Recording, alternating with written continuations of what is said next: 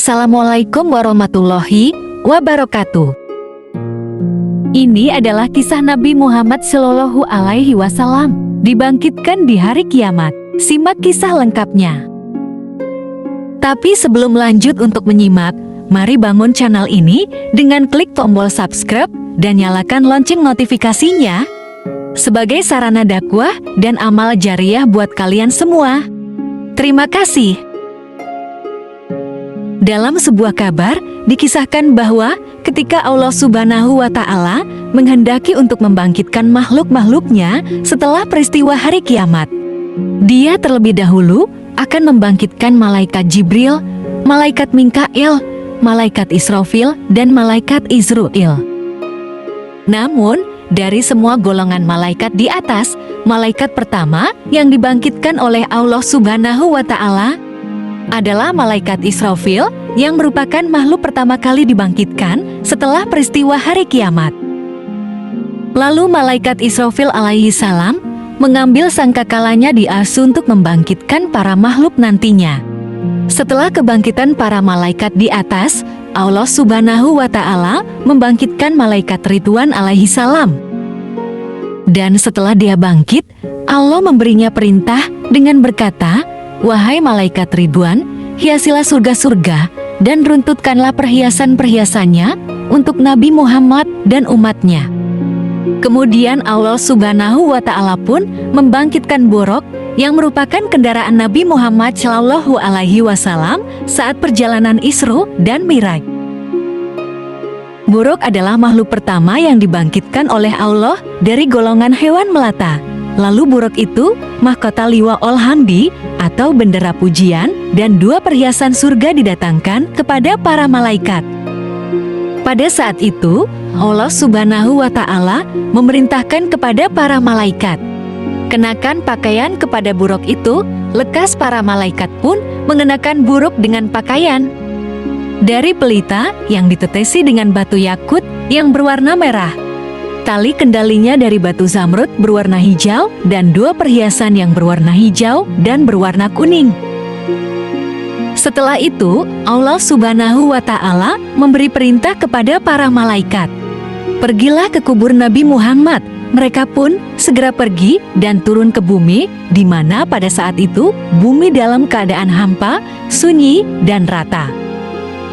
Dan karena keadaan bumi yang seperti itu, para malaikat tidak mengetahui di mana kuburan Nabi Muhammad Shallallahu Alaihi Wasallam.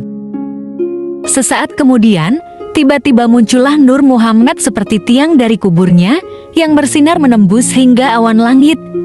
Para malaikat pun mengetahui bahwa nur itu merupakan pertanda di mana kuburan Nabi Muhammad Shallallahu Alaihi Wasallam. Mereka pun menuju ke sana.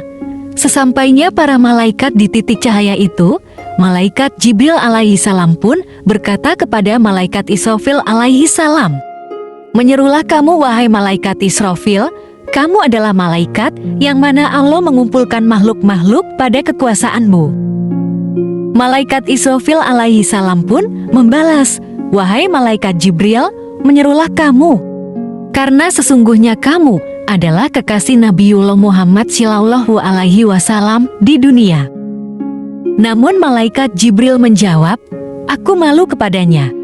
Namun malaikat Israfil melempar permintaan itu kepada malaikat Mikail alaihi salam, "Menyerulah kamu wahai malaikat Mikail." Akhirnya malaikat Mikail pun mencoba menyeru dan berkata, "Semoga kesejahteraan terlimpah kepadamu, wahai Nabiullah Muhammad Shallallahu Alaihi Wasallam." Namun Nabi Muhammad Shallallahu Alaihi Wasallam tidak menjawab.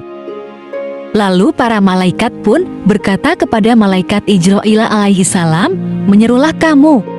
Kemudian malaikat Izrail alaihi salam pun mencoba menyeru dan berkata, "Wahai ruh yang baik, kembalilah ke dalam badan yang baik." Namun Nabi Muhammad Shallallahu Alaihi Wasallam masih saja tidak menjawab.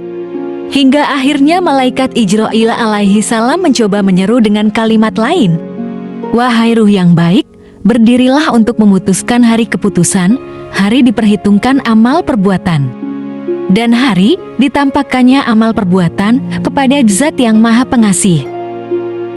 Tiba-tiba kubur Nabi Muhammad Shallallahu Alaihi Wasallam terbelah. Di sana, Rasulullah terlihat dalam keadaan duduk di kuburnya, sembari mengibaskan debu yang mengumpul di kepala dan di jenggotnya. Setelah itu, malaikat Jibril alaihissalam mendekati Nabi Muhammad dan memberi 2 perhiasan surga dan buruk. Lalu, Nabi Muhammad Shallallahu Alaihi Wasallam bertanya, "Wahai malaikat Jibril, hari apakah ini?" Jibril pun menjawab, "Ini adalah hari kiamat, hari bersedih dan hari penyesalan.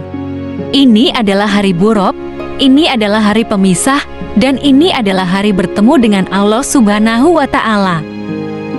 Kemudian, Nabi Muhammad Shallallahu Alaihi Wasallam pun berkata, "Wahai malaikat Jibril, ceritakan berita gembira kepadaku."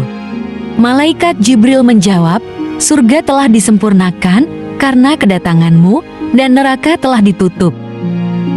Mendengar jawaban itu, Nabi Muhammad Shallallahu Alaihi Wasallam bertanya lagi, "Aku tidak bertanya tentang ini, tetapi aku bertanya tentang umatku yang berbuat dosa.